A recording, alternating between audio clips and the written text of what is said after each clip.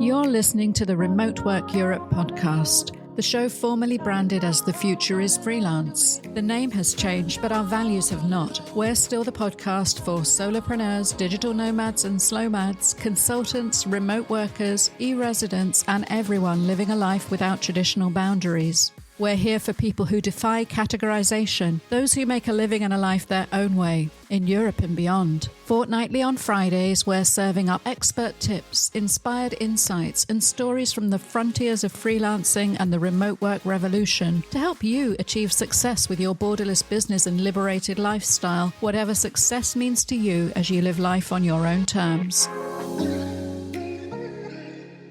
It's wonderful to be back in your podcast feed again for the first time in 2024. Thank you for bearing with me and the break I needed to take in order to refocus this show a little bit. And what I want to share with you today is a bit about our rebranding and the new directions for what was The Future Is Freelance and is now the Remote Work Europe podcast. And why I believe truly that the future is more than freelance. So don't worry, we're going to be bringing you more of the same show that you have come to love, but even more, even better. And we're going to start by looking at how work has changed. And really that's the heart of why I wanted to rebrand and why my work has changed in focus a little bit since I started doing this show nearly 2 years ago now. So obviously we've come a long way from the traditional work model, the 9-to-5 office jobs that dominated the workforce for decades. And not much is good about that time, I have to say, but one of the things that people enjoyed back then was the clear-cut expectations and the stability that work and a job involved and offered,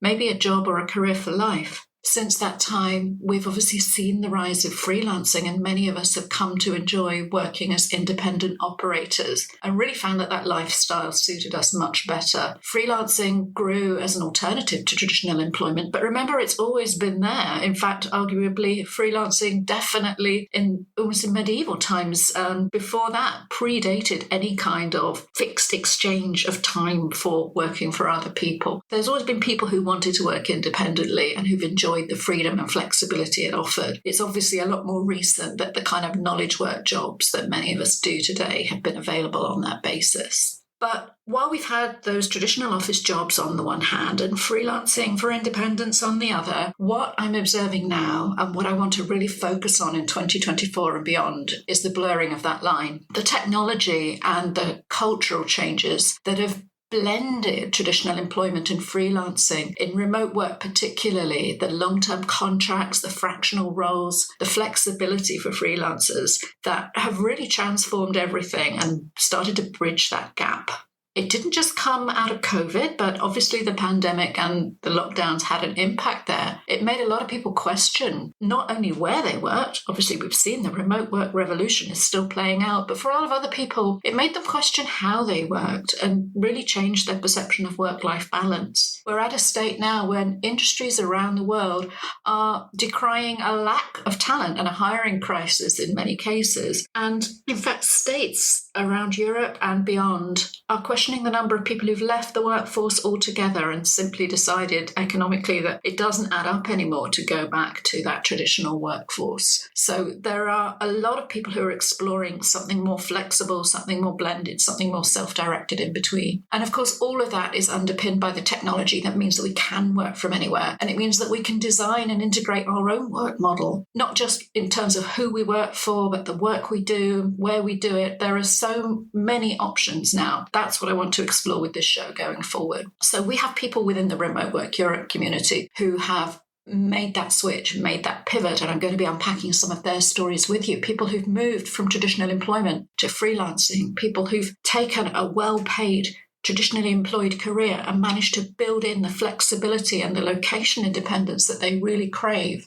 There are challenges along the way, but the ultimate success, that unlock of being able to decouple work from a particular place or a particular set of synchronous hours is so powerful and life-changing that those who have achieved it would always say that it's worthwhile. My own journey, I went from briefly working in somebody's office a long time ago to working in a location-independent way, but essentially as an employee, growing growing a team internationally, and finally transitioning to freelancing to unlock that flexibility. That was what I really wanted. And now I seem to be growing a team again. So it just proves that this is a constantly fluid and dynamic thing. And of course, we're going to be bringing in more examples and different case studies from our own community as we move forward with the Future Is Freelance rebranding as the Remote Work Europe podcast. So that's really the reason for the rebrand. I want to take the story beyond freelancing and reflect the changes in our evolving work culture, to recognize that it's not a dichotomy anymore. There's so much choice. There are so many styles. It's truly a spectrum. And that brings in a wider audience. Not everybody wants to be an entrepreneur. Not everybody wants to be a freelancer. There are people who've built up a great deal of security and comfort from that employment contract. They've built up great benefits. And again, there might be other ways of achieving those benefits in the blended workspace in the future. We'll be exploring that too, from digital nomad visas to employers of record and everything beyond that can give people what they want. It's a case of becoming a bit more self-aware in many cases. I think, going back a couple of generations, people entered a career, maybe straight from education, and their pathway professionally was fairly clearly dictated for them. Of course, they'd make decisions about which jobs to apply for or which training courses. But if you had a career, whether that was as an accountant or a surgeon or something, it was the path was set out for you. Whereas now in knowledge work, there's a great deal more onus on people to define their own,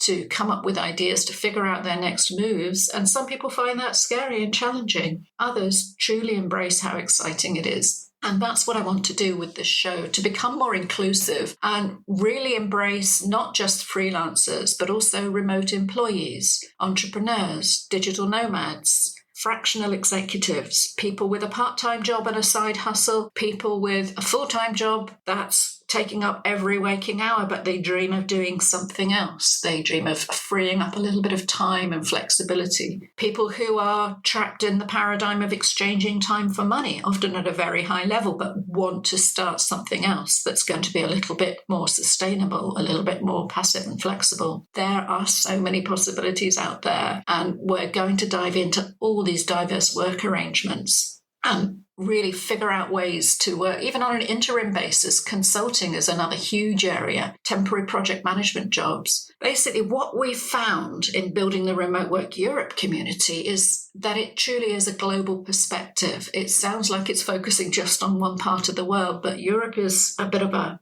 melting pot, a crucible for things that are going on and showcasing the remote work cultures from different parts of the world. One of the things I love about living in Europe and working globally is that even in terms of the time zones, you're positioned really well, that I can work with people on the west coast of the US, I can work with people in Asia and Australasia. And for me, that really symbolizes how flexible Europe is for a remote work lifestyle, just being plonked in the middle of the time zones like that, even if it means somebody has to get up a little bit early or stay up a bit late. Europe also leads the way in regulation in many ways. We've got so many remote work visas, things like marketing and regulation of digital services, data management. Europe's a long way out in front. And really, I think it's a great place to be examining different remote work cultures and policies and practices from different parts of the world. And so even though we have a regional focus in the name, if you're listening to us from further afield, I hope you'll still feel really, really welcome in Remote Work Europe, our rebranded podcast. So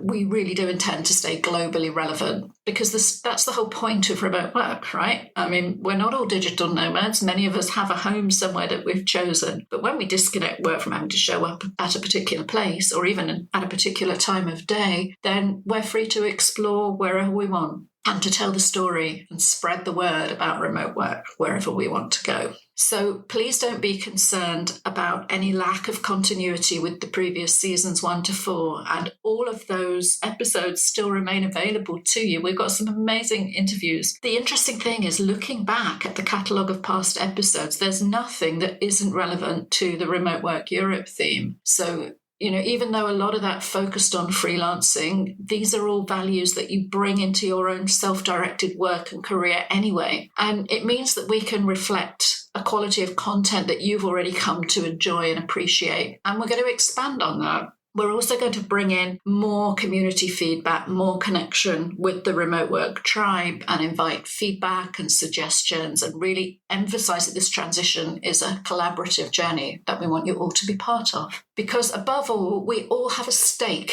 in that future, in the dynamic spectrum of work. Whether you're a full-time employee, you can still work remotely. You can still influence your company culture. You can decide about your own career progression, because frankly, nobody else is going to own that for you or have your interests at heart in the way that you can. You might have an HR department, you might have career development departments around you, but essentially they're interested in what's best for the employer, not for you. And we want to help you think about career progression in a remote setting and really considering how your work fits into your life, because so much more is under your control now. It's not about being seconded to another city. It's about choosing where you want to make your home, where you want to raise your kids, where you want to spend your leisure time, and then finding work that enables you to do that. We're also going to be continuing to explore many of the themes of digital nomadism, and particularly embracing the issues where digital nomads meet remote work, because it's a fascinating thing that's happened over the lifetime of this show so far in its first 2 years. It's been the rise of digital nomad visas, or so called, because what we're finding is many of them, they're labeled digital nomad visas, but truly they are remote work visas. And what they offer doesn't really support a truly nomadic lifestyle, but it does enable people to make choices about where to live and to relocate, to experience local services and lifestyle. And whether you want to change that up every year and really continue a kind of a slow mad lifestyle, you can definitely do that, particularly if you can take the work with you wherever you go. But many digital nomad visas are also a path to a longer term settling in a new area, and the services and skills and attributes that you need then might be a bit different from somebody who's planning to move on every few months or so. So everybody's welcome, and we're going to also be looking at just the kind of practicalities around that support living and working in a brand new place. Whether you're there for 2 months or 2 years, you still need to figure out how to manage time zones with clients in different countries, how to find reliable Wi-Fi, how to find affordable data roaming and accommodation, and so on. So all of these same things still apply. I want to look at what's often described as, we need a better word for this, part-time freelancing, people who are really creating a more portfolio approach to their careers as well. I think, again, we need to throw out with the 9-to-5 paradigm this idea that an employer gets to own you and that you have to give 100%. There have been so many trends that are converging on this one now. The amount of layoffs and redundancies that we've seen over the last couple of years, often in the tech sector, which is where I do a lot of my work with startups, I've seen so many places where they literally talk in percentages, and we overhired by 12%, so we've got to do layoffs. And people are, all the individuals that are caught up in that, people who relocated their family to another continent on the strength of a visa, and they're just kind of slashed in a spreadsheet exercise where they overhired. Those people don't care about you and your future. So why should you give them 100%? Why shouldn't you keep something back for yourself in terms of your professional development, your long-term plans, even if it's just keeping your knowledge and your training going in your own time with one eye on the future, building your social media profiles, building your network. And Remote Work Europe is all about networking. You have to keep a little bit back for yourself. An employer does not get to own you. Another trend we're seeing is the legal challenging of non-compete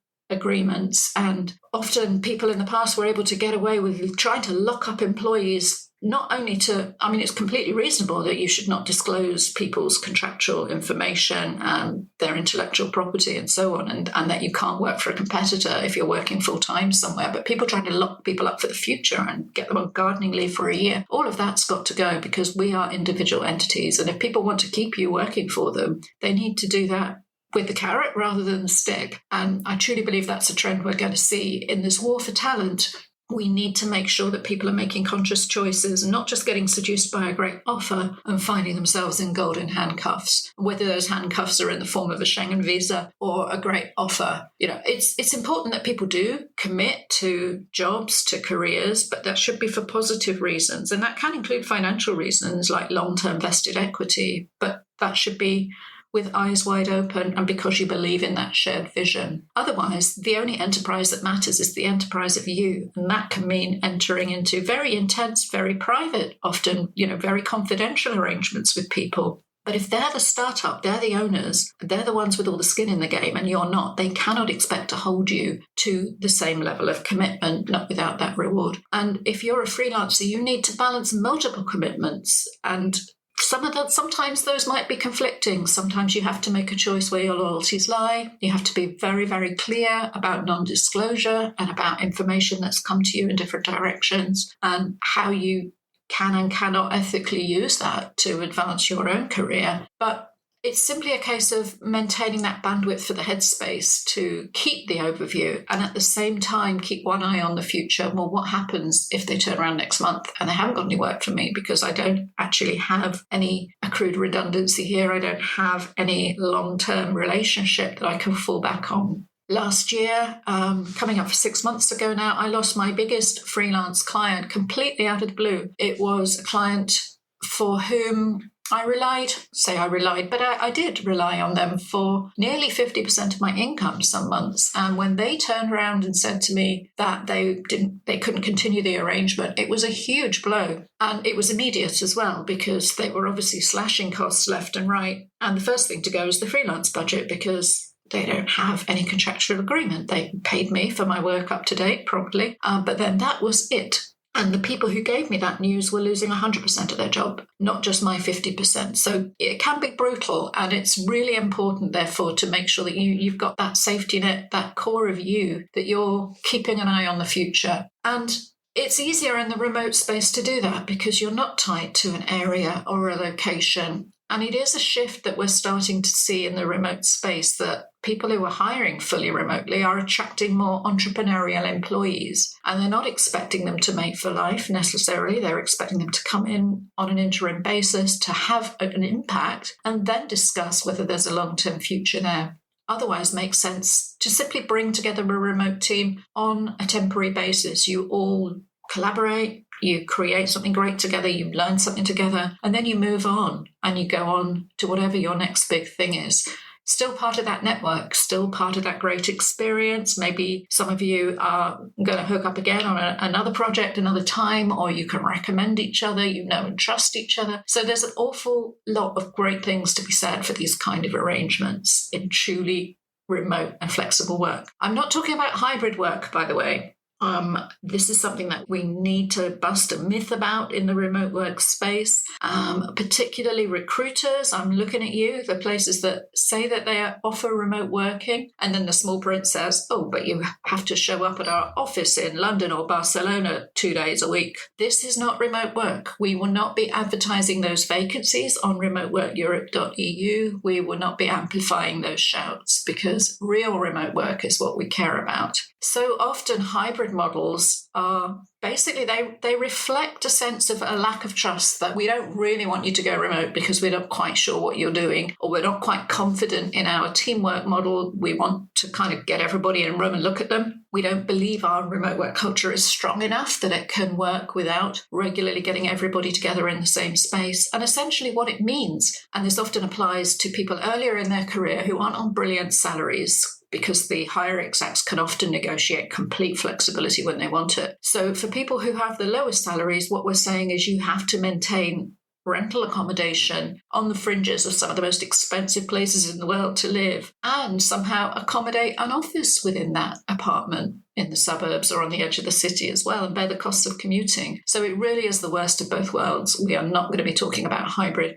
Never mind the kind of discrimination that you can get where some of the workforce is in some of the time and some of the people are not. So that's not what flexibility is about. We want to talk about real designing of your own life and work around your personal commitments and preferences, including your own peak productivity and when you're best at getting your work done. So we're going to be looking at remote first leadership, heads of remote in organizations, people who are truly having an influence at the highest level. And driving that principle that work is what we do, that we measure results rather than presenteeism, that we allow people that autonomy to create their own life within that. And we're going to be talking to remote work advocates and consultants, people who really highlight the role of remote work and advocate for companies to transition better and then truly thrive in a distributed setup. So these are the kind of trends in remote work that I want to look at, including, obviously we'll be going back to AI and automation, virtual co-working, all the new jobs associated with that, but we're going to be doing it through the Remote Work Europe lens. So what's going on with Remote Work Europe? It's time we had a quick look at that, because just like the Future Is Freelance, Remote Work Europe has changed and evolved. We don't stand still in this space. We started off as a Facebook group, Remote Work Spain, which actually started about 18 months ago. I started answering some questions online from people who were coming out of the lockdowns and wanted to go on working remotely. And I put together a local community, and it grew and grew and grew, and it went beyond the demand of what I could satisfy in a Facebook group, frankly. It went beyond Spain too, and what I was finding is that we were getting people joining us from other parts of the world because they couldn't find what they wanted. In our Facebook communities, which are now plural, we have very, very strict guidelines about the kind of content we will accept, about the filtering on real remote jobs and opportunities. We have zero tolerance of network marketing and multi-level marketing. It's going to be an episode about that coming up soon, I promise you. We don't allow posts where people say, I need a remote job, can you help me? Because we know that attracts spammers and scammers.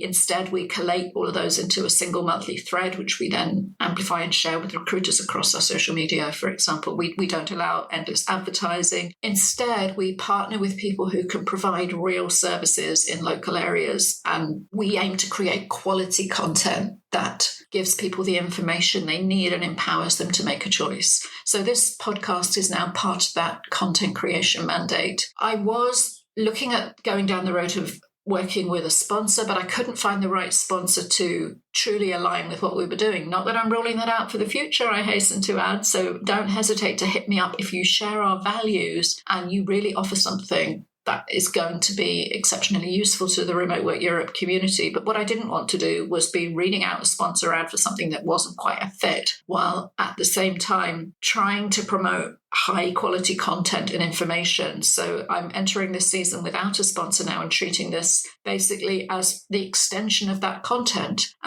which is helping to feed that community with really high quality information, because we've gone beyond Spain now. We have thriving Facebook communities springing up all over under the direction of knowledgeable local people, because I cannot answer questions about the rules for self-employment in Sweden or the best co-working spots in Brussels. I'm working with people who live locally. They might not even be nationals. It's interesting. We've gotten people from different parts of the world who have relocated, often bring a kind of a naive facilitator, or they see somewhere through the eyes of a remote worker settling somewhere because they face those same questions, rather than people who've maybe grown up somewhere and they can't see the water they're swimming in. So you definitely don't have to be somebody who's grown up in a particular country to be a great country admin for Remote Work Europe. We have really strong groups in the UK now and in Sweden, and we have smaller communities growing in, where are we up to now? Wow. We've got Ireland, Italy, Germany, we need a new country admin for, so please shout if you're a remote worker in Germany. We have new communities in Cyprus, Belgium, and Turkey come online this year, in fact, those last 3. So we are growing this network, and we are definitely looking for new country administrators who are a bit Facebook savvy, because Facebook is where it all grows and starts. But we have templates, we have guides to set you all up. All you need to do is promote that community locally and then engage with it as people come along. And there's plenty of upside too. So do hit me up if you're from a country that I didn't just mention before, and you might be interested in bringing Remote Work Europe to where you are and being part of that, and being part of a great community where we support each other and can grow our communities together. We're also taking social media beyond Facebook, because obviously that's just one small part of it. And you will start to see Remote Work Europe popping up We're growing a strong presence on LinkedIn because LinkedIn is so important for remote work seeking, both as freelancers and entrepreneurs and everything in between that we were talking about earlier. We're also popping up on the likes of whatever Twitter's called these days and its various competitors. TikTok, I believe we're even on TikTok. Essentially, I'm being supported here by Diana Berryman from Social Butterfly, who is also the country admin for Remote Work UK. And she's taking care of all that side of things while I focus on the long form content. So yeah, even this dedicated freelancer is truly starting to work as part of a team again. It's quite exciting. What else is going on at remoteworkeurope.eu? Well, we have jobs now. Thanks to a collaboration with EU Remote Jobs, we have on each country page, we have a feed of jobs which are open to residents of that particular country. And they are completely remote vacancies. This is so important because so often when we look at the big jobs board, we might find something that's completely remote, but they actually just want to hire in a certain state in the US or something. And the reason we partnered with EU Remote Jobs is because they've already done that due diligence and they've already broken down their feed, because it's not easy for hirers. Let's face it, it's not just people being discriminatory or lazy. Often it's very awkward for people to hire across borders and they simply don't have any way of doing that, or there are ways of doing it, but there aren't ways that make sense for them in terms of their logistics and costs. So it's much better that you apply for a vacancy that's actually already open to people who are resident where you are. And it's the same in our newsletter. Every Friday, we put out a newsletter with over 30 vacancies beyond the ones from EU Remote Jobs. We curate them from all over the place, including direct tip-offs, which are open to hiring people who live in Europe. So do make certain you are subscribed to our newsletter. I will put the link in the show notes. Make sure you're signed up there. It's completely free. You will get updates about this podcast, about other events, new content going on at Remote Work Europe. But we know from the heat maps that a lot of people scroll straight down to that list of opportunities because that's gold dust. There's at least 30 in there. We make sure at least 10 of them are freelance opportunities. And of course, they're not necessarily going to be the next match for you and your next remote job, but what they are links to places that are hiring. They're links to niche job boards and communities, to connections. And we strongly suggest you basically use them as your jumping off point to finding that newest connection, to finding that next step, to building your network. Because finding remote jobs is hard. We're not here to pretend that it's easy. If somebody can truly hire the best person in the world, possibly, for a given vacancy, or at the very least, they're open to hiring the best person in a country or an area, then they have a huge amount of choice. If your last job that you applied for was in a local city, then you know that you were up against everybody who could easily travel to that city centre who might be qualified to do that job. Now, scale that up in a way that's exponentially larger, and that's what you're up against. So it's hard. Finding the right remote vacancy, somebody who's actually going to hire you, possibly without even meeting you, somebody who's going to shortlist you for an interview on the strength of your online presence and your application alone is really tough. We're not going to pretend it isn't, and we want to help you. We understand everybody involved in Remote Work Europe has enjoyed the benefits of being able to do that, whether as a freelancer or an employee, and most of us have worn lots of different hats over that time. We recognise how valuable it is, and we want to help more and more people enjoy that, but we also want to get real about it. We have a free ebook, for example, about the scams and the people who are out there trying to pretend that it's easy just to capture your information, or places where you are the product as part of their downline or sales funnel. We are not into that at all. We are into true, genuine remote work where you get paid because you are the best person for that job and you're in the right place working for the right person on a fair basis. So we create content to help you do that. We share vacancies with you to help you achieve that. We can work more deeply with you. Both Diana and I do one-to-one consulting. And while recognising that that's not going to be in reach of everybody, we've also recently launched Remote Work Europe Connected, which is our premium community. It's very low cost. It's less than the price of a coffee a day for you to get not one-to-one support, but one-to-few, where we can work through anything from your freelance positioning to a job application to a resource. Figure stuff out together in small groups. We have weekly AMA there where we will really talk about anything in our small group. group, and where we are seeing people really transforming their futures. So that's what's going on in Remote Work Europe now. And we've got such an exciting year ahead. So what's coming up?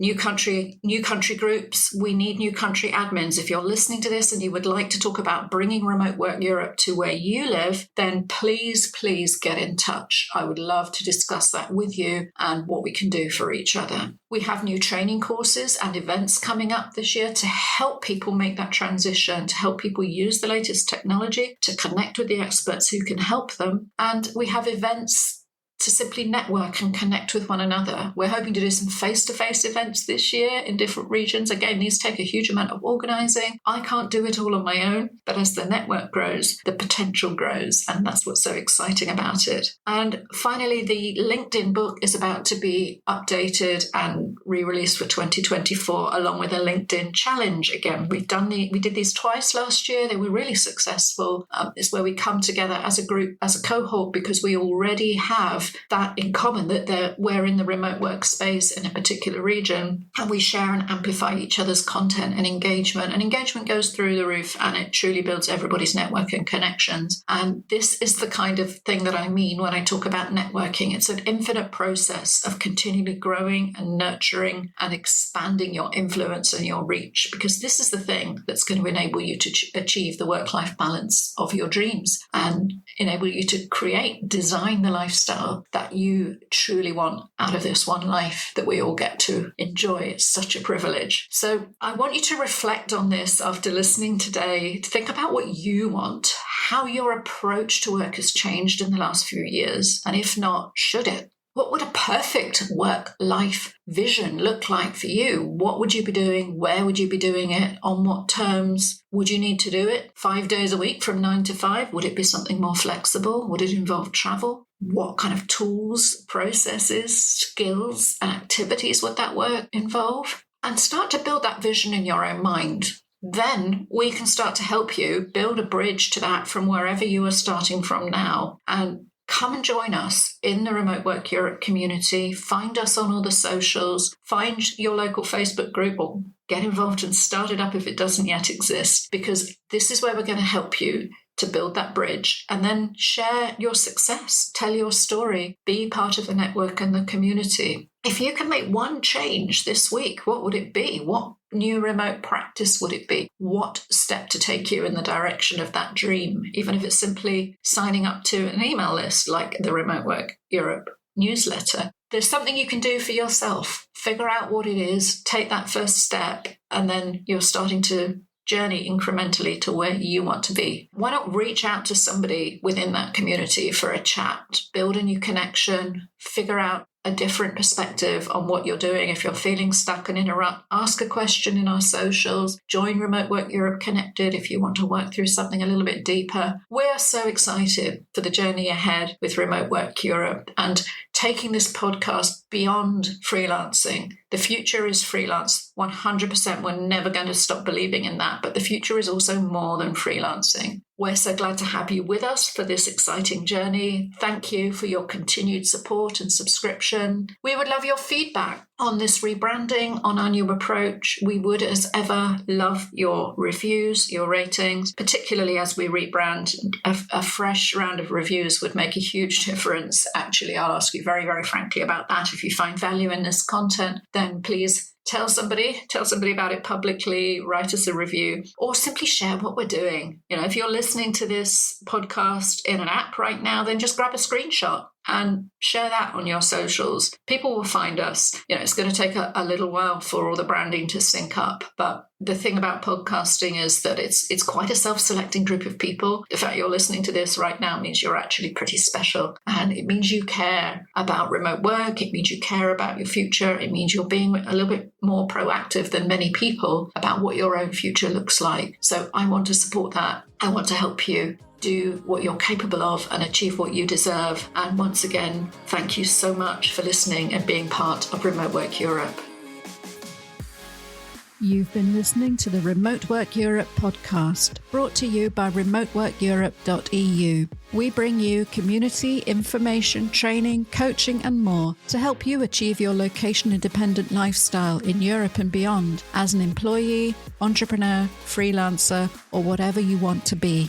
If you enjoyed the show, please like, rate, and comment, and subscribe to our feed wherever you get your podcasts. If you really liked it, we'd appreciate a review as well. Here's to your remote work success in Europe and around the world.